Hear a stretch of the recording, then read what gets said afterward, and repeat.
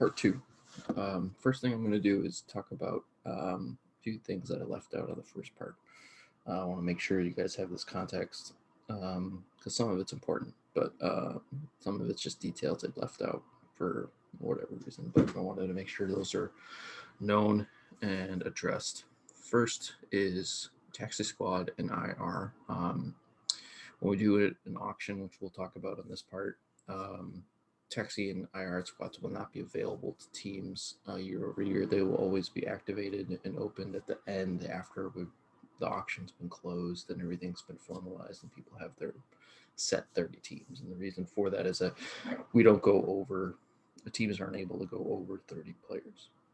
They stay locked at that mark and they aren't able to exceed that. Whereas if they were open during the auction, people could be putting players on their taxi squad on their IR and essentially um, leaping over that mark and probably could conceivably make an entirely brand new team with additional players. So that's locked. It should be pretty obvious, but I wanted to make sure that detail is known.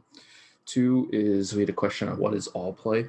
All play is essentially comparing your score each week to the field and kind of doing a theoretical, like if you played everyone in one that one week, you how many wins and losses would you obtain?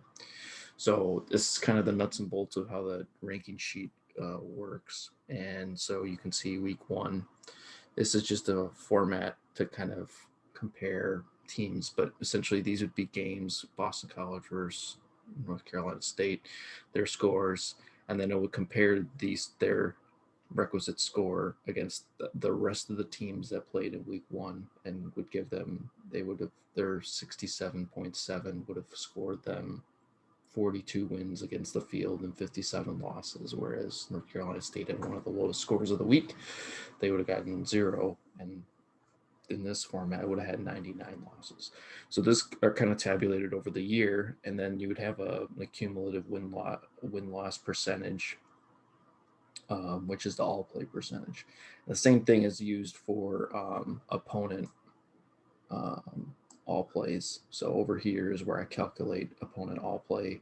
So kind of that strength of schedule piece, how strong was the team that you played that one week, and those are kind of aggregated and summationed into a number similar to the all play for a team.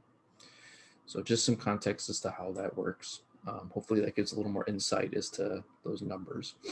Lineups had a question on carryover.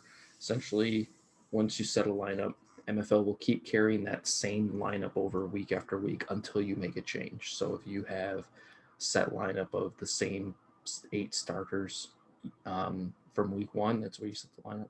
Next week, MFL will automatically carry that over. So if you want the same 8 starters, you don't have to touch anything. Or let's say you get busy, you don't have to touch anything. There's already a lineup in place.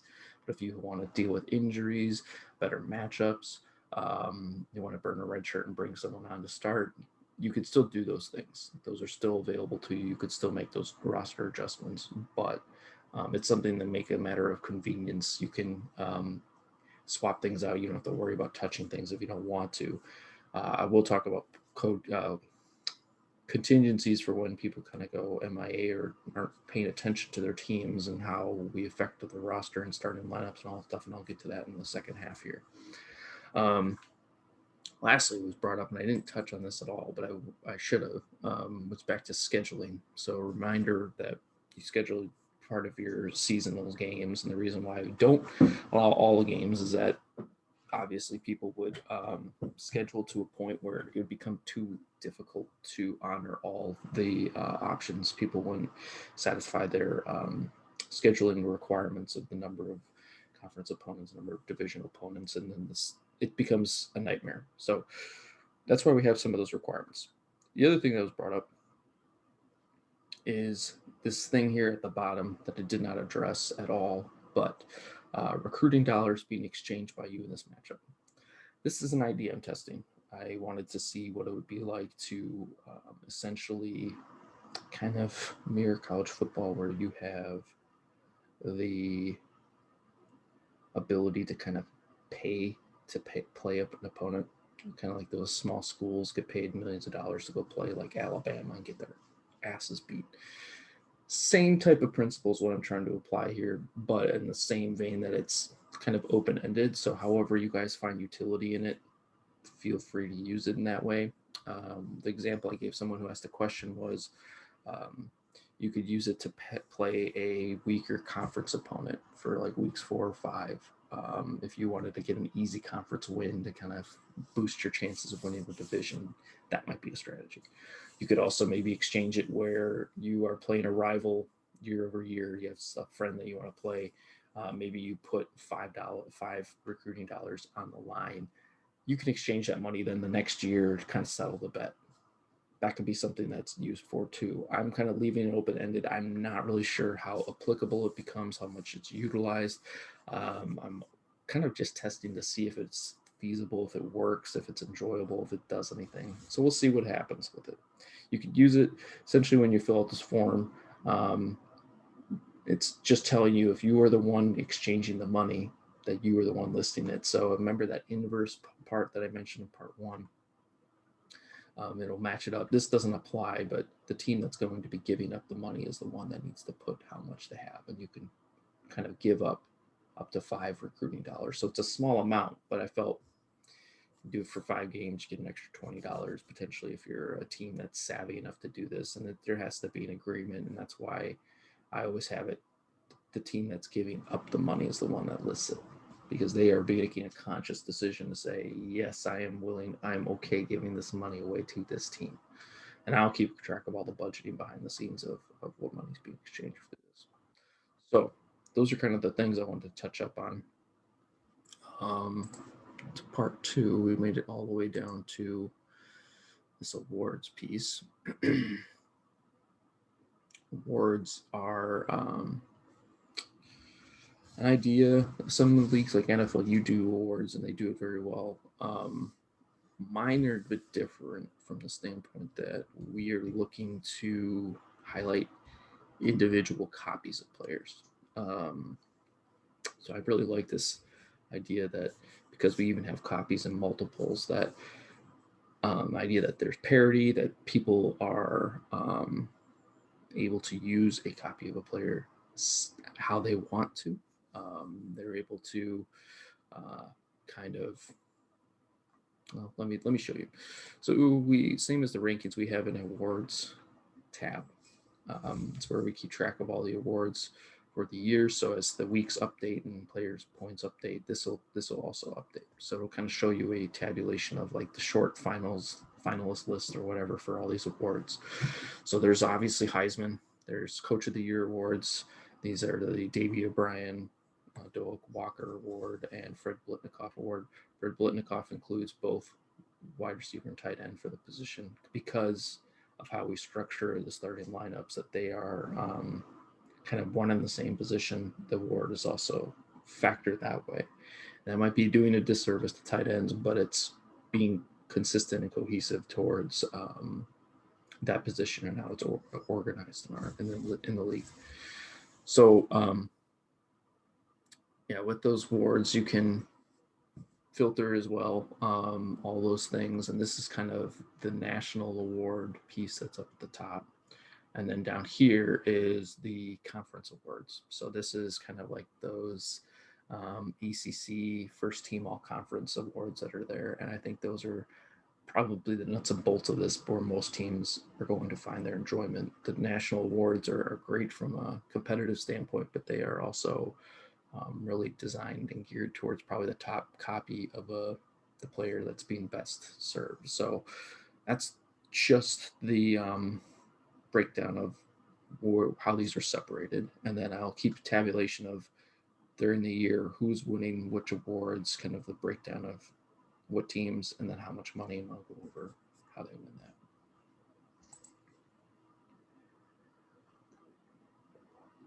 So, national awards, only the top copy of the player will be recognized. Um, and the copies of the players will be ranked on their score. That's just a general term, a score for the season. And they're ranked on the score metric, which is their regular season starter points for our league regular season, so weeks 1 through 12. The team regular season points that's total scored times their regular season starter points times school's regular season wins equals score. So let's go back to this module. It'll be easier to explain. It's all listed here, but essentially starter points, this comes out to be their percent of their team's points. That's kind of like where that fraction in the bylaws, this piece is breaking down kind of how much do their starter points account for the team's overall points scored in a regular season. And the reason why we do a regular season is because just regular season, no postseason included in this, is that it gives everyone a shot. Like teams that play week 13 or 14 or 15 would have an unfair advantage at having the opportunity to have someone on here. And I felt this is probably more fun where we want to make sure it's fair and balanced for most people, most part of the league. And I think it would give an unfair skew towards people that would be able to have better or more games. Plus, it's easier for me to calculate it with just a set thing instead of accounting for who played when. So that's some of the reasons why. People who do not know, starter points is essentially, and this is where nuance comes into player copies, is when a team starts them on MFL, that counts as starter points. So there are differences where if you were to look in like the report, player top performers, that'll just show you the points that a player accumulated. But if you go down to starter points here, this would give you the list of when a team actually started that player and who started them the most. And that's kind of the form I use to tabulate all this information. And it's important because I think it gives, it rewards people that use the players correctly. It also kind of mirrors like the impact and value that these players had in a season towards their team, and the more valuable players should theoretically go higher. That's kind of the thinking behind these things, and hopefully they allow for a better. It feels like you are helping contribute to this award being placed. You get money out of it. You get kind of a little bit of prestige with these players winning these awards, but this also breaks it up where you utilizing a player, your copy of a player better than other people is valued and awarded instead of all the people who, like, I think it was Kyler Murray that was would have won it with this format this past year. All those Kyler Murray owners wouldn't all just get the award. And I know it might seem unfair, especially if you use them in a specific way, but it's, I think, more interesting, more strategic, and better balance than trying to just give a blanket award to everyone. So those are some of the rationale. That is kind of the national awards, and Coach of the Year award is pretty much awarded as the number of wins times the number of points scored times your efficiency, and comes out to a general score, and the top coach usually gets it. So usually it's going to be most of the top scoring, best winning teams are up there, and they win Coach of the Week, Coach of the Year. And that's, again, regular season, not counting post. All conference is a little different. It looks at just weeks 4 through 12, just because of conference play. Me and Lewis, Western Michigan, kind of discussed what we wanted to do with this, and we felt that this would help break it up. We also made it with a starting lineup kind of requirement in mind. So there's about 7 players here, and we could add another one down here for wide receiver, tight end, but I just made it 3 and 3 and 1. That way it gives kind of the valuation, and it breaks it out by just starter points and percent of the team's points within this time frame. No wins associated to it with this one, but just those points accumulated over that time frame, which is conference play. And then you can see that there's a first team, second team, and all these adjust for in this module. But you can see then who gets these points, and they're all tiered differently for points. We'll go over how much they make with that in a second. But first team, second team, third team, and you can see all these different copies. You can see second here. You can carry over to other conferences as well and see those things. And these are all, again, calculated in this fashion over here. So I think this gives a little bit of a rooting advantage, especially teams that aren't bad. They can still root for their player, hopefully getting them more money for recruiting next year, helping with that. Heisman gets you $5. O'Brien Award gets you $5. Doak Walker gets you $5. Blitnikoff Award gets you $5. Coach of the Year gets you $5. This is the metric. Conference awards. First team gets you 5. Second team gets you 4. Third team gets you 3. And all of these are, like I said, tracked on. Oops, wrong page. Tracked on here. So you can see it kind of goes down for all the teams in the league. And most of the teams get some money, and the ones who do really well get a bit more. But I've tried to make it so they're not making so much money that like $10, $20, $30 more than everyone else. It's kind of more of a, they're making $20 more than the worst team, but it's a reward. It's not carried year over year. They get 1 year to use that advantage, and then it's kind of, back to normal or back to the dice roll of what happens the next year. So that is awards, and there's a bit more to play into this, and I'll talk about in a second. But NFL draft and early declares. This one is new. The idea is that there's a bit of prestige. If anyone's played like NCAA football 14, there's this idea that there's some prestige when it comes to players leaving for the NFL draft. You get a little bit of a bonus from it, but you also get a detriment that you're losing a very productive player.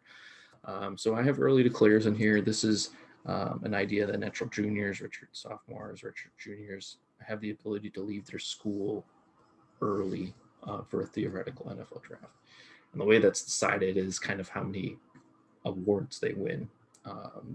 Player copies that win one national award during their career, they will declare when they become eligible. Player copies that have won 2 conference awards, and that could be third team, first team, 2 first teams, first and second, they will declare when eligible as well. So even if one of the criteria is met before a player is eligible, they will still leave early. So if they win a national award their freshman year, they're still going to leave once they become once they pass their junior year. Even if a player is coming off a medical redshirt season, this is just from a matter of consistency standpoint, probably more than anything else. The fact that you can, I can look at the count that I'll keep track of who's leaving what or who got what awards and say, okay, this person's leaving. I don't have to factor in, did they get a red shirt? It's just nice to have a blanket thing applied. Players that do leave early do have the opportunity of being persuaded to stay. So once they become eligible to leave, I'll let that announcement be known at the end of the season. Say these players are going to be leaving early. Here's a time frame that people have to let me know if they're going to stay. And the eligibility is that they would have to, the team will have to pay $20 of their next season's budget to pay for that player to stay. So this is kind of that trade-off. They provide a benefit, really productive, really they make win you a few award dollars, help you win coach of the year, blah, blah, blah, get you more wins. But the trade-off is if I want to keep them longer, I might have to pay more money or pay some money to get them back. And if they players that do stay are not eligible to be transferred, so you can't just pay $20, throw them into the transfer pool, and get money back out. We'll talk about transfers here in a second. But the player wins another award. Say that they stay as a natural junior, they win an award. Again, they're going to leave, or if they're a redshirt sophomore, they're going to leave again. They win another award, you have to pay them $30 to stay. So it's kind of an incremental increase that these players really productive.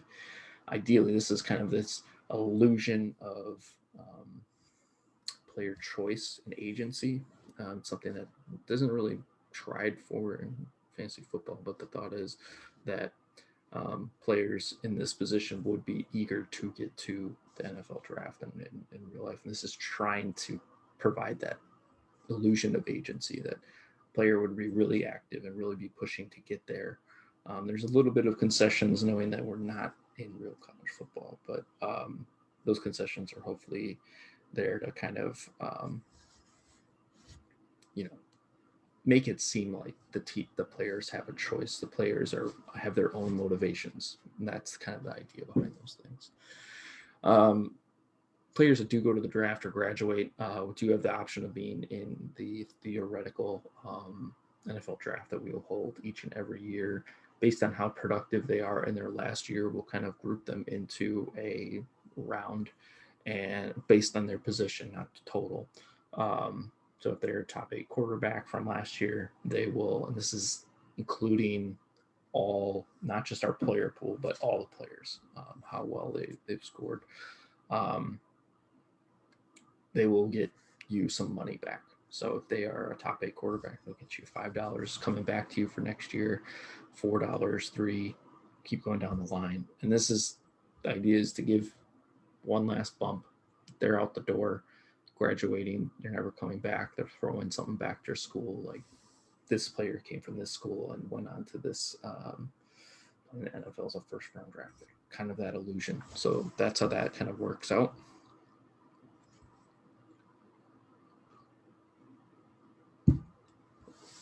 All right, recruiting. Those that are unaware is we're holding mock startup auctions right now for those who haven't ever seen anything. So I'll pop back and forth between this, but we're holding one. We're going to be starting a third one hopefully next week. If you are interested in trying this out, trying some different strategies, learning how to do these things, please join.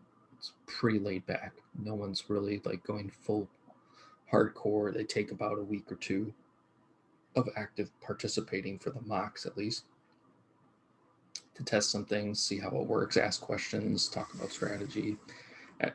People have been pretty laid back, and you can join the chat. I can add you to those chats and you can see them. But this is kind of the page that I'll be popping in to and from for. All auctions will be proxy bidding on MFL. And so what that means is it's a slow auction. You do not have to be present sitting at your computer on your phone for the entirety of it. The idea is that this is going to take a while. This will, both the startup and any subsequent years of auctioning, you will have to pay attention here and there. You can check in once, twice a day, and be still kind of up to know of what's happening on the board. You don't have to make a concerted effort to just be plopped down in front of your computer for hours and constantly bidding. No, that's not the intention of this. This is supposed to be a long-winded affair, giving everyone time to see things, let it mature to the point where you're able to make conscious, well-informed decisions, because it's important. This is the entirety of player acquisition. This is how players are primarily acquired, and everything is formulated through this manner, because I think, one, doing that is very fun. Auctioning is very fun in fantasy football. I think most people that start doing it have a tough time ever going back to just drafting. To make sure everything's being properly priced at the market to some degree. People are seeing other players being going up on the board. They're able to allocate money towards it. It's all seemingly fair. There's no trades that can be lopsided.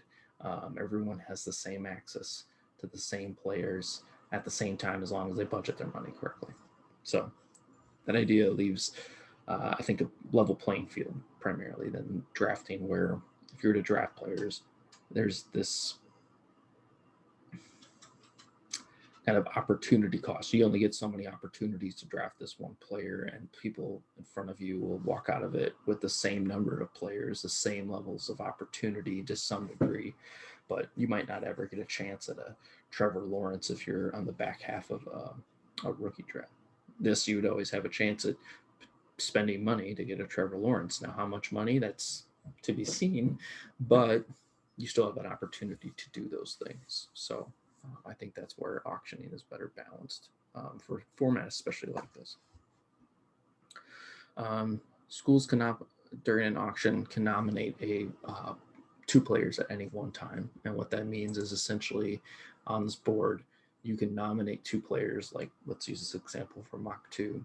Jacob Cole from Iowa put up two players, and what MFL will do is say you can't nominate anymore. There'll be a big box down here with a list of players and what your starting amount you want to be. Those he can't nominate another player again until one of these two players comes off the board, and then he'll have more players to nominate. So that's kind of this two nomination system, and that'll apply for both the startup and any following years of auction.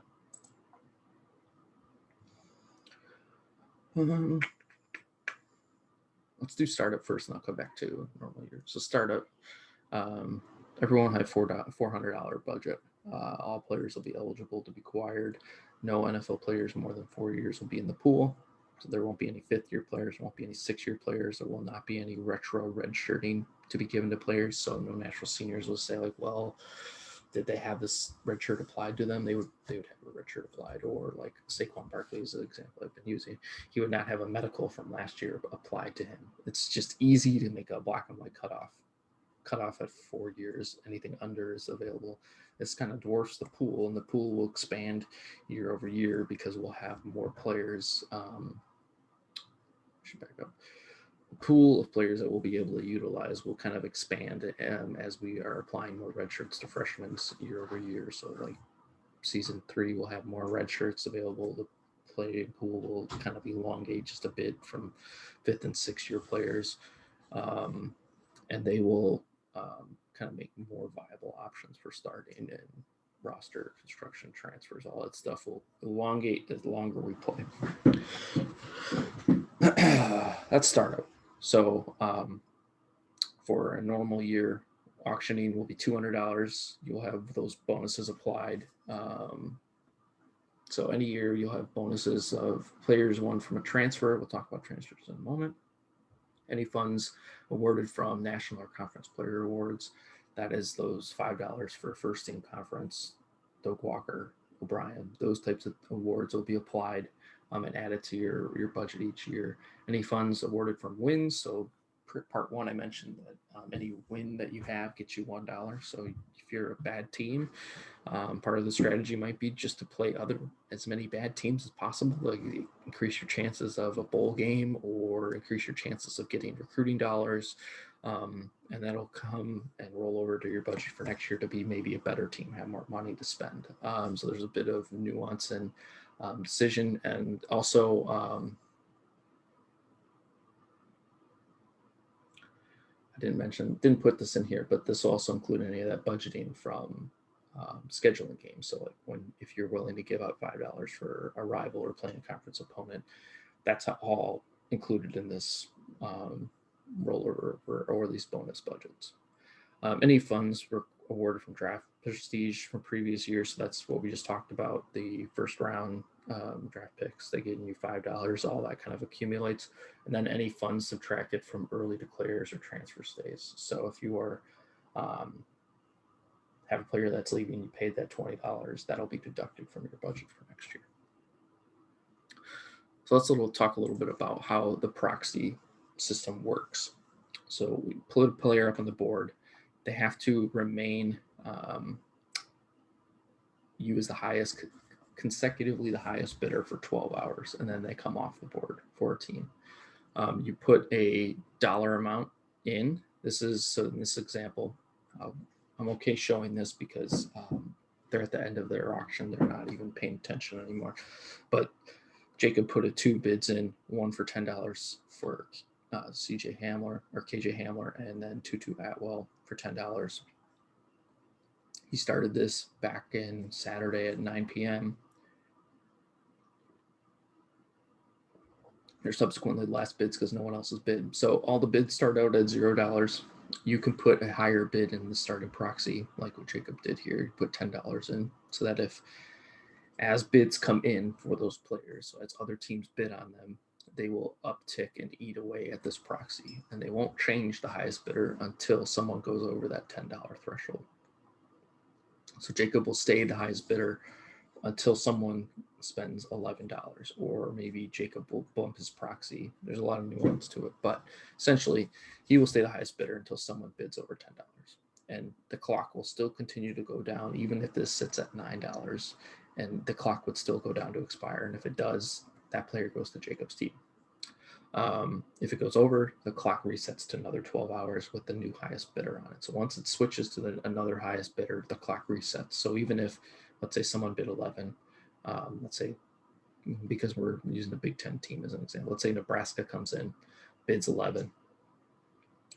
Nebraska becomes the highest bidder. Even if Jacob comes back in, bids 12, becomes the highest bidder yet again, the clock will reset again for 12 hours. So the idea is that it keeps kind of cycling, giving people to assess the new price, kind of give people chances to bid things up. The proxy system can kind of help expedite this. So you're not just putting in flat bids, you're kind of theoretically putting in your top bids on players. Say I value Tutu Atwell at $11 and I don't expect to pay more than 11.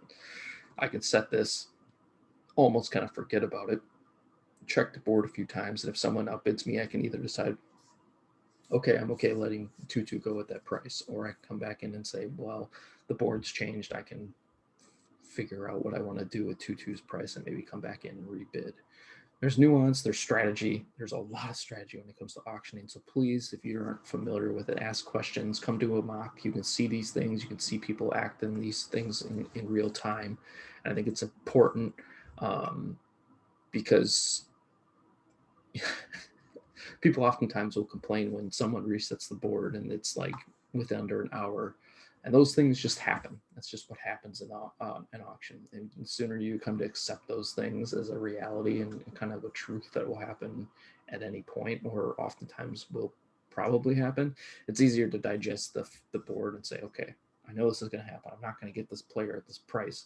And it's easier for a newcomer to know those when they come in knowing those things, to not feel frustrated with auctioning to the point that they don't want to do it anymore. Knowing those things can be very helpful. So always ask those questions. Ask about these different types of strategies. I'm more than willing to talk about strategy all day long. So that's kind of what this board looks like. There will be potentially up to 32 players on a board at any given time in Power 5. Minor league will have up to anywhere of 40. So they might have kind of a more diluted auction board. They might also have a more aggressive auction board. So auction prices might sway between one division to the next. You'll often find that there's quite a bit of variance when it comes to a player's price from one division to the next. And a lot of that is just how an auction plays out. It's a big dance. You are kind of working through the motions. People are moving around you. You're trying to make adjustments as things go on. So there's no way that this kind of plays out the same in every single division, which is kind of the fun. Sometimes drafts just kind of play out the same, unless someone shakes up something drastically or a run on a position happens. Those things can happen in an auction too, but it's a bit more nuanced, a bit more varied, and that's part of the fun. You don't know what you're always going to get. Every auction's completely different. So auctions. Let's talk about league calendar before I do any of these things.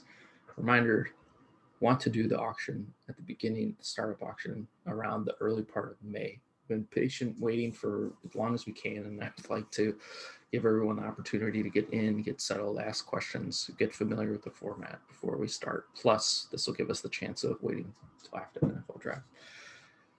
Subsequent years, I'm shooting for May 1st to have all the dollars administered. So we'll have this layover, as talked about in the previous session, where we have a chance to bring in new people, get them settled, put them in the league, fill in the vacancies. And then May 1st, I apply all the recruiting dollars, give everyone the chance to settle up their budgets.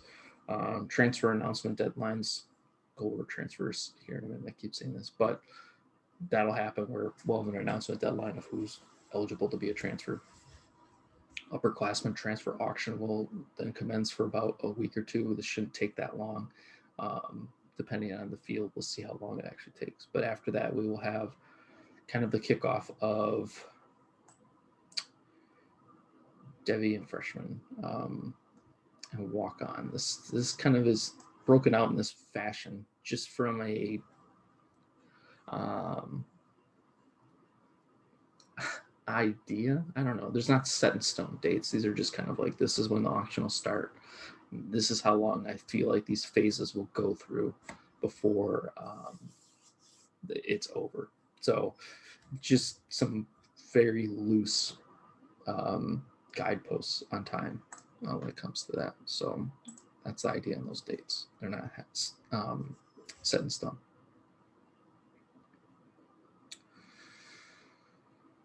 So let's talk about this Devi portion. I always equate this Devi portion. I've been using this terminology as a hope of a way of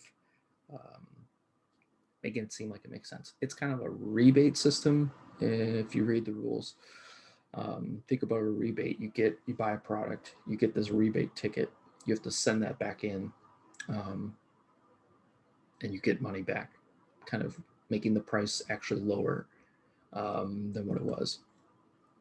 Kind of the same principle, but there's a bit more of difference in the front end. So each year, conferences will have the opportunity to start recruiting the process early, and this is the whole idea behind having some sort of Devi element, is to be able to reward people that are able to find talent sooner. That's where you're getting a discount on price in the back end. But also this process allows everyone to still get that chance at acquiring that player. So I didn't want it to be where the Devi piece is you're acquiring a player early. Sure, that might be dividends, but is it really fair for players to acquire Trevor Lawrence at a Devi rate versus what he will be infinitely more expensive in an auction? It keeps everything in that auction sphere, which is something I really, really wanted to hone in on. So that's kind of why this is the system I ended up being. It's easy to implement. It still allows the marketplace to dictate price, overall price, but it still rewards people from picking an option that's picking. I'm sorry, not enough coffee this morning. Picking an option that is valuable early. So call it a rebate auction system where you utilize a draft. This will be in season, so you'll have week 4. We will be doing this draft on message boards where you will pick, you'll lay claim that you're essentially starting the recruiting process early on a player. You'll do this for one copy of a Devi player. There will be one round, 16 total picks in Power 5, 20 in minor. You'll have 24 hours once week 4 happens to make a selection.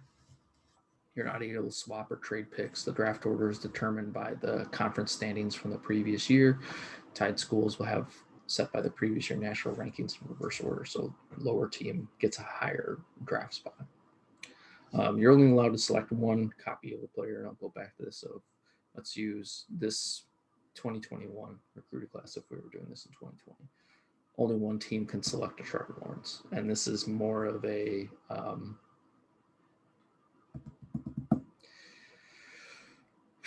easier for me to track. Really comes down to that.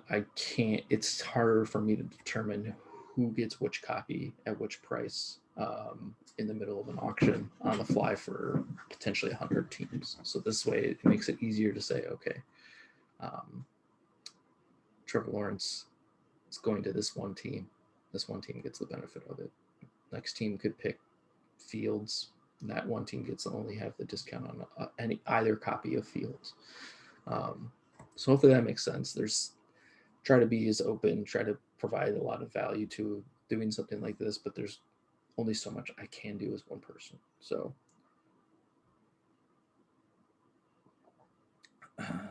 first season, first season 2021, I'll just randomize the order as well. So I didn't mention that, but that's how that'll work for the first year. We'll just randomize the order and kind of let those chips fall where they may. You might remember at the top, there's a May 31st Devi auction piece. How this will work is that the players that were selected in the draft will be auto-nominated at the start of the freshman portion of the auction.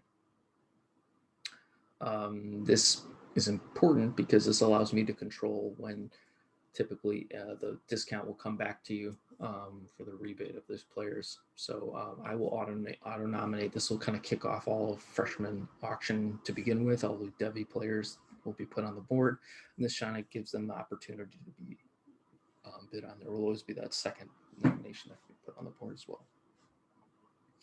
Players that were selected in Devi but did not declare to the NFL draft that year will be made available to be drafted again in the Devi draft next year by any school. So let's say Trevor Lawrence was picked first in this past Devi draft.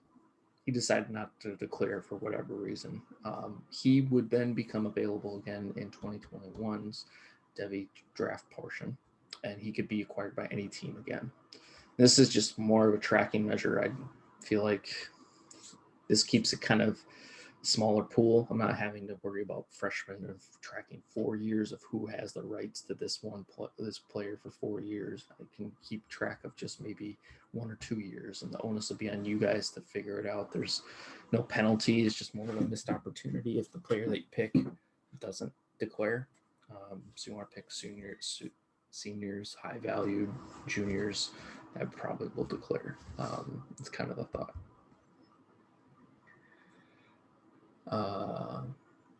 Second copies of players will be available to be nominated. So let's say the person who did draft Trevor Lawrence or Fields didn't get the first copy as they were first nominated. They could be nominated again once that first copy is off the board, and they would still be eligible to have that discount applied. It's just easier for me to deal with that way. I try to get it out of the way, but this way it still applies. It's still something you guys can utilize.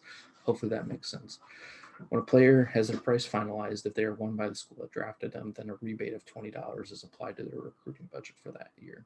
Players that are acquired in auction for less than $20 will have whatever their final amount is. If the player goes for $7, only $7 is rebate. You essentially get the player for free. If the player goes for $120, you essentially get $20 back. That player pretty much went for $100 for you. Whereas if someone else got him, they got him for $120.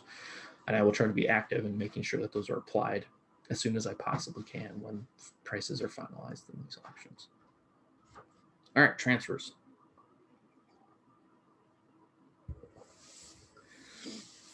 Transfers are also conducted through auctions. They will be ahead of freshman auctioning. That way we can get all the bonuses applied to teams that have their players transferred.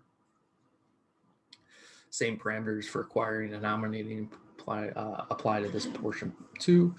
Players are able to be reacquired by their previous school for in any of the transfer scenarios. Just nothing will be applied back. So that's just something to knowledge. Let's say Joey of Vanderbilt. I use him because I've known he does this as an example. He'll drop a player, knowing that if he might not have little to no value, if something comes back from him, great. If not, he'll pay $1 or $2 to get them back. If the board works out the way it does, just to have that flexibility of a roster spot. So he can get a player back that he did drop in the transfer portal, but they just don't get anything back from him. It's not like I'm going to throw a copy of a wide receiver out and hope that I'm going to like trick the system. There's no tricking the system with this. There's 2 ways players can enter the transfer portal. They're dropped from their school prior to the deadline to drop players, then be considered a transfer.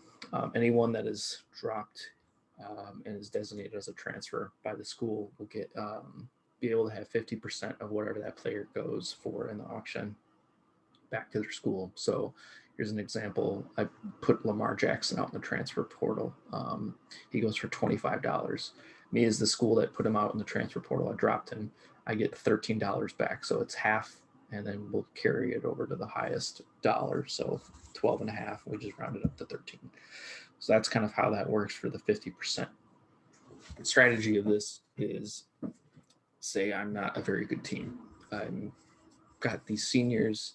They aren't going to make me a contender. I'm not very interested in chasing a bowl game, whatever reason. I might drop a player or two into the transfer portal in the hope that a team that's contending will put more money in to acquire that player to contend for a conference title, division title, whatever it may be. And then I get some of that money back in the hopes of restarting my rebuild. And so there's some ideas behind it. It can become a matter of how much a player goes for. It can depend on a lot of factors. Can depend on the position. So quarterbacks will be more valuable. Running backs might be more valuable premium. How productive those players are. How much eligibility they have. In other formats, I've noticed it tends to um, kind of realistically skew by a fourth. So each year of eligibility that's lost, the price goes down by a fourth, and that kind of makes logical sense.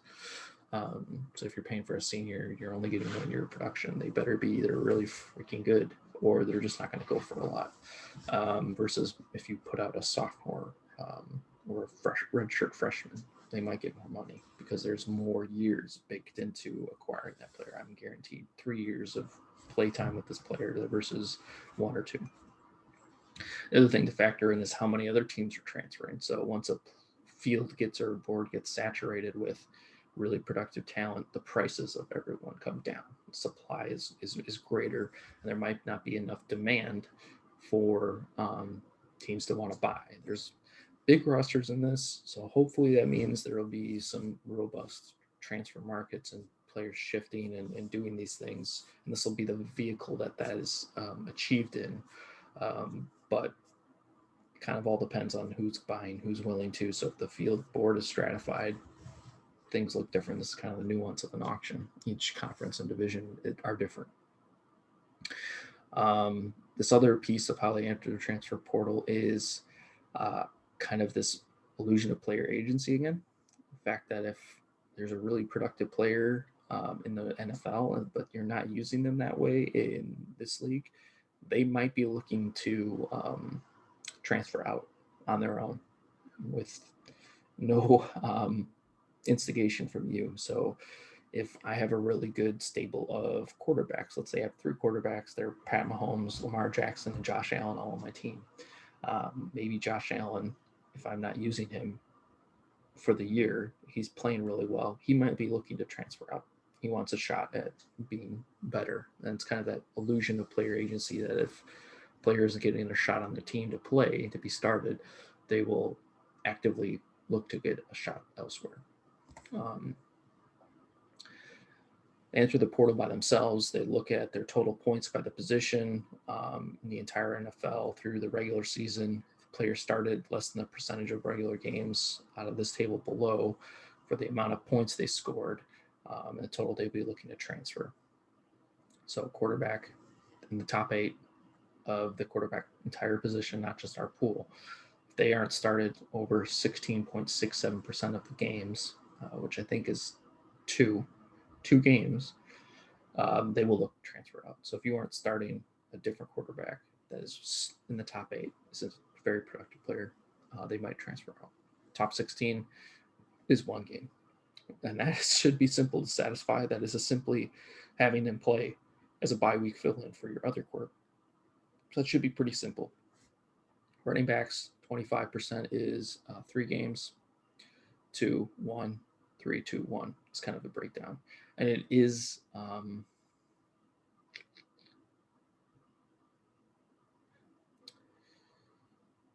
it does kind of scale for injuries. So let's say a player is injured out a game, this scales down to where it's kind of like a different amount. So they can exceed that by, like, if a Pat Mahomes or a Josh Allen aren't playing the entire 12 games, they played 11, that scales down to all the opportunities they had to start. I know that they might be very productive and they might sneak into the 8, and it's not necessarily fair to have a blank, like, 2 games they need to start. They didn't have the opportunity to start one of those games that you might have started them. So that's why the scales isn't in percentages, but it's essentially 3, 2, 1 for this, 2, 1, and then top 24 doesn't apply. Schools are able to prevent players from entering the transfer portal by paying the highlighted rate. So if they are a top 8 quarterback, they could be kept for $20, kept for 10, kept for 5. Mentioned this, only potential starts. Players that are receiving a traditional red shirt are excluded from entering the transfer portal. So let's say I'm going to transfer Trevor Lawrence this year. his games don't apply. I didn't want to be too restrictive and take this option away from you, but if you are, again, this is how you use a player primarily. If you're redshirt, traditional redshirt, they don't have that opportunity. They won't count. And I think the same will apply for medical, but I just didn't think that opportunity of them being top 8 and being out the number of games to get an IR designation in the NFL just seemed small. So I didn't put that in there, but it'll probably apply. Players that do enter the transfer portal through this agency means or instigating themselves, they are received 100% one back. So let's do this. Aaron Jones scored RB8 on all of fantasy, but only started 2 out of the 11 games for his school, meaning he wanted a chance to play for a different school next year.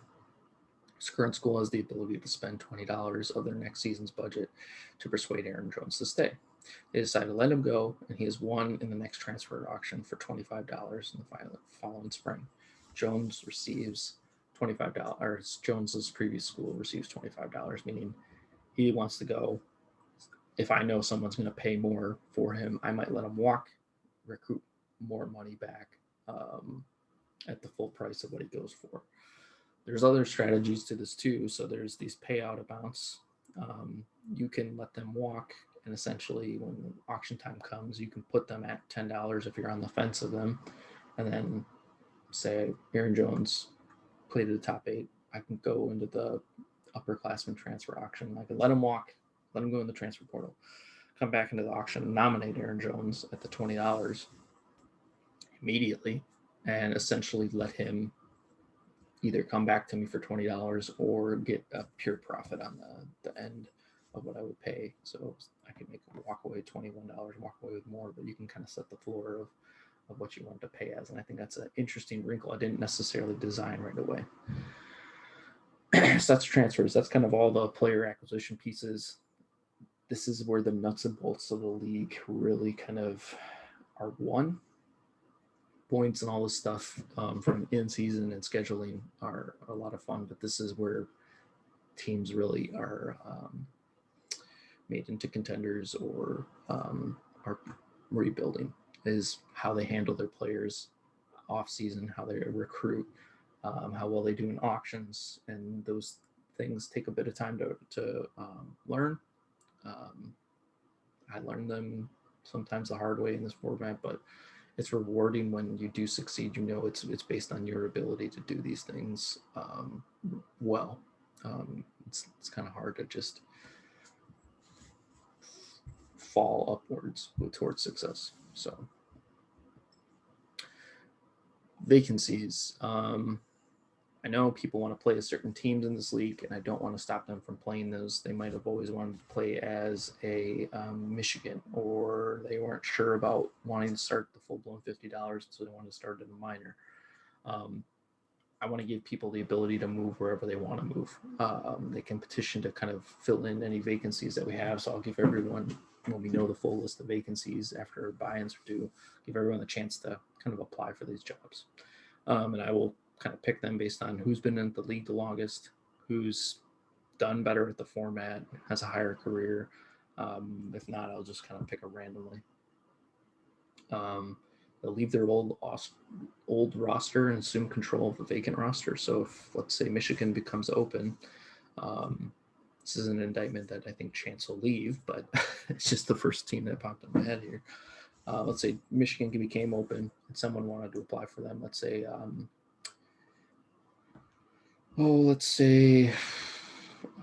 Kentucky. Let's say Devin wants to play as Michigan. He will have to leave his roster there. I'm not going to have rosters carry over across divisions or across conferences. Even if they do make sense, they fit in the player pool, I'm still just going to leave it cut and dry. They're going to leave their roster there. There's some known assumption of risk, like I'm going to maybe a worse roster. I know what I'm doing, but I want to play as a school. I'm not going to let people just kind of carry their team around that way. They don't do that in college football either, so I figured this makes sense.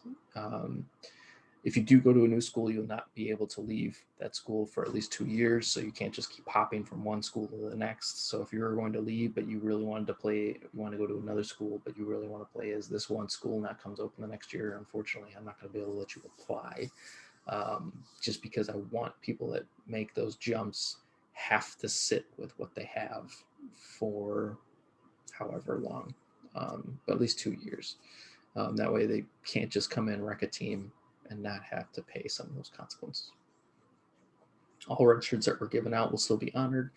No freshmen that had previously started will be given a retro red shirt. So if you join a team and they somewhat, for some reason, started a player that doesn't make sense to redshirt, I'm not going to go back and give it to you because you're the new coach. It's still going to be applied based on how they were used by the previous school, and it's just kind of, they got to be consistent across every team. If I bend one way, I'm going to have to bend for other people. That's just not worth it. We do give the option that if there are early declares or player instigated transfers, you're able to pay them at half the rate of what other people would if they are leaving. So this $20 becomes $10. I figured it becomes you didn't make this mess kind of thing. This at least gives you that flexibility in some of that pieces. You're still able to let them go and reap all the rewards at the full amounts. So if you cut a transfer, or if you have an early declare, you get the same amount as even if you're paying half the rate to keep them. And same with player instigated transfers. Award counters for players will still aggregate though. So if paid $20 to keep them, doesn't mean that doesn't count. It will still count towards the next season.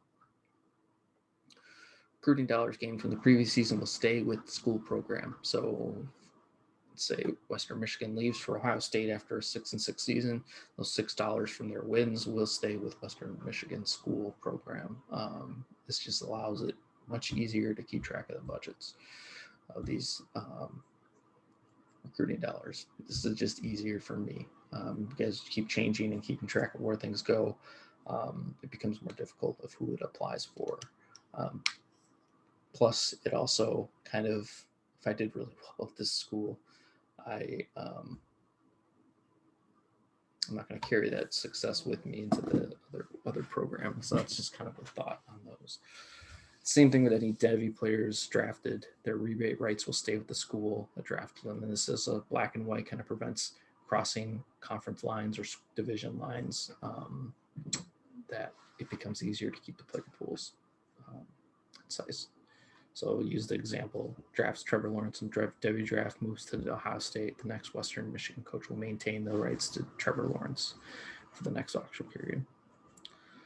Coach conduct. Expect everyone to submit lineups for their schedule. I don't want people having non-eligible starting lineups, if that makes sense. I want them to participate within their means for league activities. They're expected to stay up to date on league issues through primary league communication devices. I don't want to have to track people down and do those things. Are expected to be reachable for commissioner via league platform. I'm not obligated to reach out through alternative methods to track you down. That's kind of the thing. I like that bucket discussion from the last one. I don't want to have to reach into these different buckets to find you. The idea is that we all know where the stuff is. It's feasible to ask you to be the ones to do that instead of me trying to reach out to you. If you're not found to be making the best efforts, you may be asked to leave. If you have issues, coaches' leisure decisions, I want you to reach out to me first to make sure that I know the issue exists. It's not to hide anything. It's not to be able to cover things up. I want to know there's an issue so I can help address it. I want to be able to know that there are things available to people. So it's a thought. Rule changes are just kind of open-ended. I'm looking for changes that are being made to be within the spirit of the league. They're logical changes, manageable load for commissioners. Want you to be able to maintain the integrity of the league, that simple majority for voting is large enough where it impacts current strategy of all teams. We'll ensure that there's a lead time, heads up, say we're not going to do this for 2 years to adjust those strategies. So that is everything. Pretty in-depth. Probably have more discussion pieces on this. Make sure you talk to myself or Lewis on these rules.